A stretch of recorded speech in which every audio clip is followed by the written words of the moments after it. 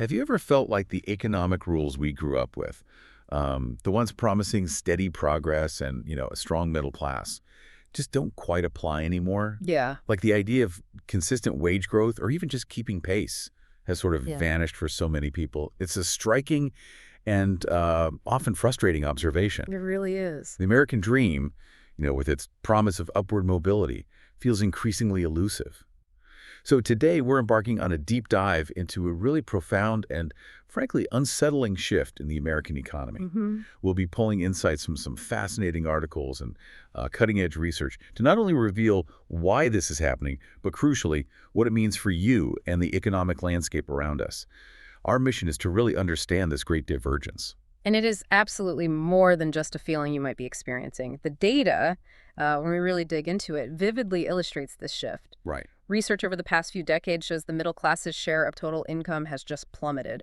We're talking about 30% in just 44 years. It's staggering. 30%. Wow. And what's particularly crucial here is identifying the starting point for this dramatic divergence around 1970. Okay. Before that year, real wages for most Americans generally grew, pretty much in step with the nation's overall economic production.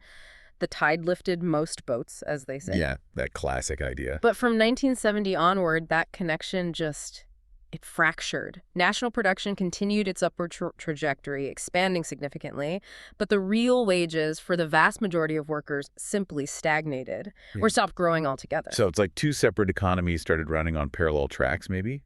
But only one was really gaining speed. That's a great way to put it. It's a profound disconnect. And it's one that many people, from economists to, everyday citizens, have certainly noticed. I remember back in 2004, John Edwards, when he was running for president, observed this very problem. He said something like, we shouldn't have two different economies in America. One for people who are set for life, and then one for most Americans, people who live paycheck to paycheck. He really nailed it. He really articulated the core of the problem we're still kind of grappling with today, didn't he? He certainly did. And if we connect this to the bigger picture, a natural question pops up. If all that national product, that continued growth, didn't go to the majority, where did it actually end up? Right. Where'd the money go? Well, the research is quite clear on this. Influential economists like Thomas Piketty and his collaborators have meticulously documented it. They show how it predominantly flowed to the upper income brackets, especially the top 1%. The very top. Exactly. Chrystia Freeland actually described these beneficiaries quite aptly as the plutocrats. You can almost picture this pattern visually if you think about how that top 1% income share has climbed over the decades. Like on a graph. Yeah, imagine a graph. For decades before 1970, that line for the top 1% was relatively flat, pretty consistent. But post-1970, it just curves dramatically upward, almost like a parabola. It illustrates this massive reallocation of wealth and income towards a really, really small segment of the population. It's a powerful visual, even if you can't see the exact figure right now. Okay, let's try and unpack this with a foundational concept that might seem maybe a bit unexpected at first. Okay. To really understand our current economic situation, we need to go back in time a bit to 1954 and introduce a Nobel Prize-winning economist named Arthur Lewis. Lewis. He developed a model of what he called the dual economy. Now, it was originally designed to understand developing countries, places like that. But as we'll explore, it offers some incredibly potent insights into America today. Lewis's model was truly groundbreaking for its time because it basically said there were two distinct sectors operating within these developing nations. Two sectors? Yeah. On one hand, you had what he called the capitalist sector. This was the modern bit of the economy. Factories, new industries, bustling port cities, places where production was highly capitalized, innovation was happening. Its growth was mainly limited by how much capital was available to invest. Got it. The modern part. Then, on the other hand, there was the subsistence sector. This was usually the vast rural areas, often full of poor farmers. The population there was so large compared to the land and resources that adding another worker, well, it had almost zero impact on the total output. Marginal product near zero, right? Exactly, that's the economic term. Think of a stark contrast, like a rich, busy port city, maybe Shanghai or Mumbai in later years, versus the really poor, overpopulated countryside where families might have lots of kids just because there's always some small task to do, even if it adds very little actual economic value. hmm That's the kind of vivid picture Lewis painted. And what's particularly insightful, I think, about Lewis's observation was the wage dynamic between these two sectors. He noted that wages in the capitalist sector weren't just higher because the work was, more skilled or used more tech. Right, there was more to it. They were higher, yes, but they also required a premium. You had to pay extra to lure workers away from their familiar homes, their social networks, their traditional life. In that subsistence sector, it wasn't just a simple calculation. That wage linkage, as Lewis really highlighted, created this powerful and, let's be honest, often exploitative dynamic. How so? Well, capitalists naturally were looking to keep their labor costs down to maximize profits, right? So they had a direct incentive to make sure that subsistence wages, that baseline, they had to pay a premium, overstayed low. Oh, okay. They couldn't control the premium, maybe, but they could influence the base wage. Precisely. Lewis was quite direct about the political side of this. He actually said, and I'm quoting here, the fact that the wage level in the capitalist sector depends upon earnings in the subsistence sector is sometimes of immense political importance. Immense political importance. Since its effect is that capitalists have a direct interest in holding down the productivity of the subsistence workers. He even went so far as to sort of equate these capitalists with imperialists in this context. He argued they had little reason to make the subsistence economy more productive because doing so would just raise that baseline wage and cut into their profits. That's a pretty stark view. So in Lewis's model, the capitalist sector would just expand by reinvesting its profits, pulling in more workers over time. Right. And other economists later refined this idea, framing a worker's move from subsistence to capitalist as more of a rational choice, Okay. driven by something called an expected wage. This expected wage was basically the wage difference, how much more you could earn, multiplied by the probability of actually getting one of those good city jobs. Sounded very neat and tidy on paper, I imagine. It did, but this raises a really important question. What was the reality of this transition for the actual people Or involved? that smooth. Well, the sources we looked at emphasize it was neither certain nor swift. We know this from the, frankly, heartbreaking reality of the massive slums that grew up around rapidly industrializing cities in many developing countries. Yeah, you see those images. Millions of migrants made that leap, driven by the promise of that expected wage, but then they failed to find those good jobs they hoped for. So while the economic models talked about rational choices and calculated odds, The lived experience was very different. exactly, the lived reality for so many was that finding a good job was, and honestly still is, a probability, hardly a certainty. It was shaped by countless real-world things. Education, sure, initiative, yes, but also social connections, who you knew, and, let's face it, a good dose of sheer luck. The economic math didn't always capture the human cost involved. Okay, let's delve into this then. It feels like a huge leap maybe to go from Lewis's model, which was for places like China or India back then, and apply it straight to the United States today. So how does this framework, this developing economy idea, actually shed light on modern America? It's an incredibly insightful adaptation, actually. It helps us connect those historical ideas to what we're seeing right now. What we have in America today looks a lot like a modern dual economy. It's different in the details, of course, but it mirrors Lewis's basic structure. Okay, so what are the two sectors now? We have what we can call the FTE sector. That stands for finance, technology, and electronics. This sector largely includes the highly skilled workers, managers, professionals, college graduates. It makes up maybe about 20% of the population. The high skill, high wage jobs. Right. Jobs with high wages, significant capital behind them, and often pretty substantial barriers to entry. Then you have the vast low-wage sector. This comprises the other 80% or so of the workforce. 80%, wow. Yeah, it's the majority. These are typically lower-skilled workers, often in service jobs, maybe some manufacturing, less specialized roles. They're the ones who are much more vulnerable to things like globalization, automation, shifts in technology. And if we connect this right back to the start, those stagnant average wages we talked about, like you'd see in a figure 2, that largely reflects the reality for that massive low-wage sector, doesn't it? Precisely. While the dramatically rising top 1% income share, that figure 3 graph shooting upward since the 70s, that really represents the high end of this FTE sector. You got it. Those two trends, those graphs, they're essentially showing us the two sides of this modern economic coin, the bifurcation happening in real time. It's stark. It is, and what's particularly revealing here is how these modern sectors break down demographically.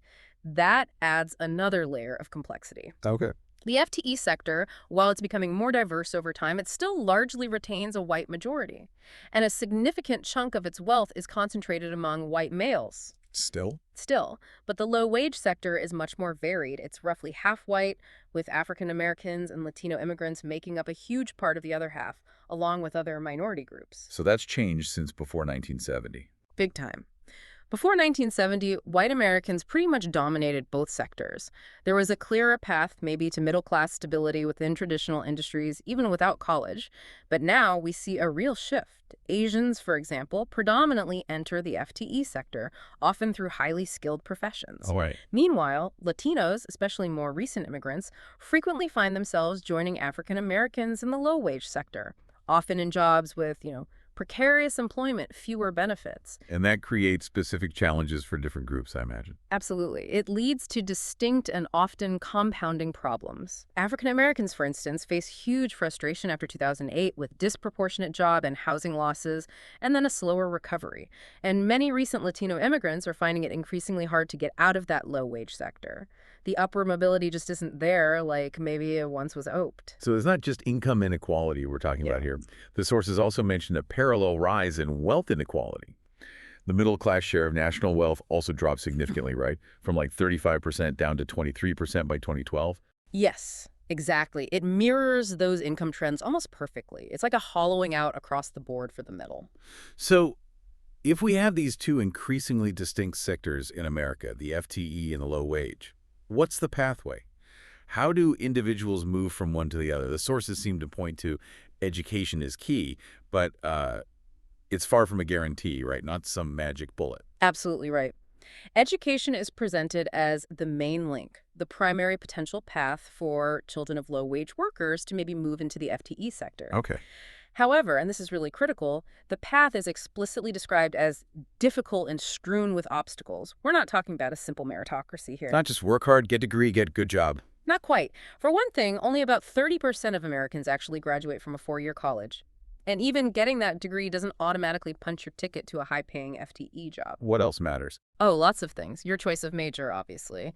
The state of the economy, the business cycle, the reputation of the college you went to, and various personal characteristics, networks, things like that. They all play a huge, sometimes decisive role. It's much more like navigating a complex maze than climbing a simple ladder. That makes a lot of sense, especially when you think back to Lewis's original model. It also strikes me that education, in this modern context, it needs more than just learning facts or technical skills. Yeah. Does it also involve like a deeper change of attitude, moving from that day-to-day survival thinking of the subsistence farmer to the long-term planning, the sort of profit maximization mindset of the capitalist, or in our case, the FTE sector? You've hit on a really crucial point there. The sources definitely imply that kind of transformation. It's not just what you know, but how you think about problems, how you approach opportunities. Right. And if we connect this to the bigger picture, the FTE sector's size and sort of accessibility aren't just limited by human capital. That's just one piece of the puzzle. It's limited by the availability of three distinct kinds of capital. Together, they form a pretty formidable barrier to entry for many people. Three kinds of capital. What are they? Okay, first, there's physical capital. That's your traditional stuff. Machines, buildings, infrastructure, technology, the tools that drive modern production. Got it. Second, and this is critical for individuals trying to move up, is human capital. That refers to the gains from education, specialized training, experience. You absolutely need this for almost all FTE jobs. The degrees, the skills, the certifications. Right, that makes sense. And the third? The third is perhaps the most subtle, often overlooked, but maybe profoundly important kind. Social capital. Social capital. What's that exactly? It's about widespread trust. It's about interpersonal networks. These are vital for getting jobs, often through referrals, right? Finding chances for advancement, even getting crucial feedback on new ideas. It's basically about who you know, who trusts you, and what communities or networks you're plugged into. It's not what you know, it's who you know idea, but deeper. Kind of, yeah. Robert Putnam, who really popularized this concept, especially in his book Our Kids, linked it directly to education and opportunity. He showed how powerful these networks are. If your parents are already in the FTE sector, they likely have networks that can open doors for you, offer mentorship, guide your choices. Whereas if your parents are in the low-wage sector, Those networks are often just absent. It makes the path so much harder. It's like trying to navigate a dense forest without a map or a guide, while others have both. And it seems clear that even with progress on diversity, the FTE sector still largely reflects the favored position of white males historically. Women and people of color, especially African Americans, are still significantly underrepresented in the top positions, the high wealth and income spots within this sector. That's right. The disparity persists, and it really highlights how deeply embedded these economic divisions are and just the sheer inertia of existing power structures. It takes a lot to change them. And this brings us to a truly crucial point. This is where it gets really interesting, I think, because these economic divisions aren't just about individual choices or even having the right kind of capital. They're deeply, deeply tied to political power Yes. and how that power is used to actually reinforce these existing structures. Absolutely. What's particularly striking here is the huge asymmetry in political influence. The FTE sector, even though it's smaller in population, remember, maybe 20% of Americans, it exerts far more political power than the much larger low-wage sector. How does that work? Well, within that FTE sector, the very top, the top 1%, has really disproportionate sway. This often comes through things like significant campaign contributions, intensive lobbying efforts, direct access to policymakers, their political decisions, their preferences, like a strong preference for lower taxes, especially on capital gains or high incomes, or pushing for deregulation in finance or tech. These often actively accentuate the differences between the two sectors. But their policy wins make the divide wider. Often, yes. These policies can actually inhibit a full economic recovery for the majority. It's almost exactly what Lewis argued back then, that the capitalists in his model had an interest in keeping subsistence wages low. Here, for example, reduced public investment in things like education or infrastructure, or the lack of robust social safety nets, disproportionately hurts the low-wage sector. Meanwhile, tax policies often favor wealth accumulation at the top over broad-based wage growth. So education itself, which we once saw as the great equalizer, the main engine for upward mobility in America, has now in many ways become a barrier reinforcing the dual economy. Yeah. That's a powerful and honestly pretty disheartening shift, isn't it? It is. It suggests the very system designed, or at least hoped to foster opportunity, might now be inadvertently contributing to inequality. How do we see that play out? Well, the practical manifestations are stark, and they're pervasive. Think about urban poverty, often concentrated in inner cities. This leads directly to schools that are, famously challenged. They struggle to engage students. They suffer from underfunding, high teacher turnover, a lack of resources. Right. And then the widespread focus on universal testing, while maybe well-intentioned to ensure basic skills, often has this unintended consequence. Teachers and students can end up narrowing their focus just to those elementary skills needed for the test. Teaching to the test. Exactly. And that often comes at the expense of exploring advanced areas, critical thinking, and crucially, developing that social capital we talked about, those networks, those soft skills that are so valuable for getting ahead in the FTE sector. And this raises a difficult point the sources touch on, how this gets framed sometimes. Yes, there's an uncomfortable truth here. Support for policies that either create or just maintain these obstacles to educational equity is sometimes framed subtly or not so subtly in a way that implies, well, keeping African Americans in their place. That's deeply problematic. It is, and that type of framing is tragic on multiple levels. It not only perpetuates systemic racism, but it also actively obscures the very real and devastating problems faced by low-wage whites as well. It creates division where there could be unity in addressing shared economic struggles. And it all kind of culminates in the decline of racially integrated schools, doesn't it? A situation where improving urban schools, which would improve opportunities for so many kids, has become totally entangled with America's long history of racial politics. Precisely. It makes it virtually impossible to fully understand and tackle these educational challenges without confronting that crucial, difficult historical context head-on. It's not just an economic problem, it's deeply societal, deeply historical. So as we wrap up this deep dive, it seems really clear that Lewis's dual economy model, though originally for developing nations, offers a remarkably compelling framework. Yeah. It gives us a lens to understand so many of the economic anxieties and structural shifts you might be feeling in modern America. It helps us decode the vanishing middle class, that perplexing divergence of wages, the very top versus everyone else, and the incredibly complex interplay of economics, demographics, education, and political power that shapes our society today. It's a challenging picture, no doubt about it. But gaining this understanding feels like the first really critical step towards maybe navigating or even starting to address these profound divisions. And it leaves us with a pretty important question, perhaps for you to consider, to mull over on your own. If education, which for so long symbolized the promise of upward mobility, the core of the American dream for many, if it has, in many ways, become less of a ladder and more of a barrier, actively reinforcing this dual economy, well, what does that mean for the fundamental principles of opportunity and equality that we as a society claim to uphold? Yeah. And maybe more importantly, what critical thinking might you apply to understanding, maybe questioning, or even challenging these structures in your own community or through your own actions?